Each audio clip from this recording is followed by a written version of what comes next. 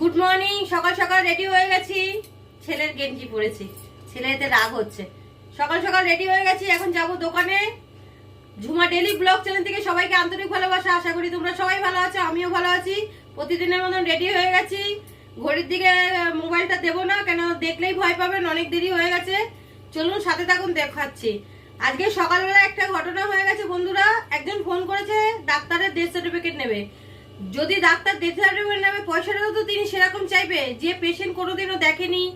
তো আন্দাজে একটা ডেথ সার্টিফিকেট দেওয়া তো মামুলি ব্যাপার না। মানুষ যদি পয়সা না দিতে পারে, তাহলে সকাল সকাল মানুষকে বিভ্রান্ত কেন করে? সকাল সকাল আধা ঘন্টা চলে গেল এই ফোনের চক্করে। আমার দেরি হয়ে গেছে দোকানে যেতে। চলুন সাথে থাকুন, দেখাচ্ছি। সকালে দোকানে চলে এসেছি, সবাই আসছে ওষুধ নিতে, আর বলছে কি হলো আপনাদের দোকান বন্ধ, আপনাদের দোকান বন্ধ ছিল। আরে না, তোমরা বোঝার চেষ্টা করো, শীতকাল, দেরি হচ্ছে দোকান খুলতে। তার জন্য ভগবানের কাছেও ক্ষমা চাইছি, আর কাস্টমারদের কাছেও ক্ষমা চাইছি যে দেরি হচ্ছে আসতে। তোমরা কিছু মনে করো না, শীতকালের দিন। আজকাল এই ফোনটা হয়ে গেছে কাল, এইটাকে ঘাটতে ঘাটতে ঘাটতে ঘাটতেও দেরি হয়ে যাচ্ছে ঘুমাতে। কি করা যাবে, সাথে থাকো, দেখাচ্ছি কি হচ্ছে। ওয়ান্টিং খাতায় বিশেষ ওয়ান্টিং নেই, অল্প ওয়ান্টিং আছে, এখন দেব। দেখছি কতটা কি করা যায়, অবস্থা বুঝে ব্যবস্থা। যতটা পয়সা ততটাই মাল আনবো, আর কারো কাছে ধার করবো না। কালকে গলার চেনটা দিয়ে এসছি, ওটা আনতে হবে। 7 দিনের আগে ওরা দেয় না, আমি চেষ্টা করব 7 দিনের মধ্যেই নিয়ে আসার। ওরা এখনো বাড়ি যায়নি, এক জায়গায় গেছিলাম বীজ দিতে। বীজ দিতে গেছিলাম, এই যে পয়সা পেয়েছি। একবার ড্রেসিং করতে গেছিলাম, 250, আর এই হচ্ছে 700 টাকা। এবারে এটা কালকে শাড়ির টাকাটা উঠে গেল বন্ধুরা। কালকে শাড়ির লন্ড্রি যে টাকাটা উঠে গেল, পুরোটা হয়নি, এর থেকে হাফটা এখন ছেলেকে দিতে হবে। 350 টাকা ছেলেকে দিতে হবে। 400 না, 350 দেবো।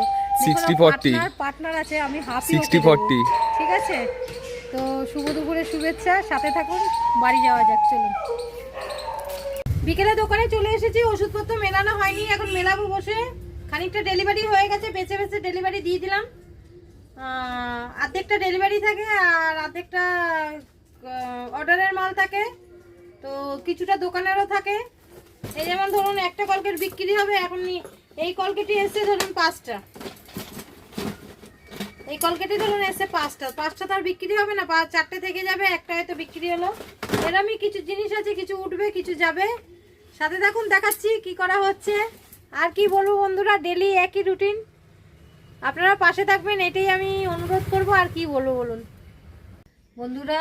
দোকানে চাপ নেই বলে ছেলে বাড়ি থেকে ঘুরতে যায়, একটু ঘুরে আসি বলে। দেখুন এখন 11টা বাজে, ডেকে ডেকে আনা হলো। কালকে থেকে আর ছাড়বো না, এখানেই থাক, এই সোফার মধ্যেই বসে বসে থাকতে থাক। বেচা কেনা নেই বন্ধুরা, খুবই বাজারের অবস্থা খারাপ, কিছু করার নেই। আপ এন্ড ডাউন হতেই থাকে, কি করা যাবে।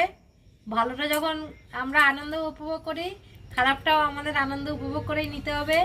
বিশেষ কিছু বাড়ালাম না। আজকে যে 50% যে পয়সাটা আছে, এখন রাত্রিবেলা খাবার নিয়ে যেতে হবে। আমার বরের খুব জ্বর, তো পাশে থাকুন, সাথে থাকুন। গুড নাইট, শুভরাত্রি, অনেক ভালোবাসা রইল। টাটা, কাল সকালে আবার দেখা হবে। বাই।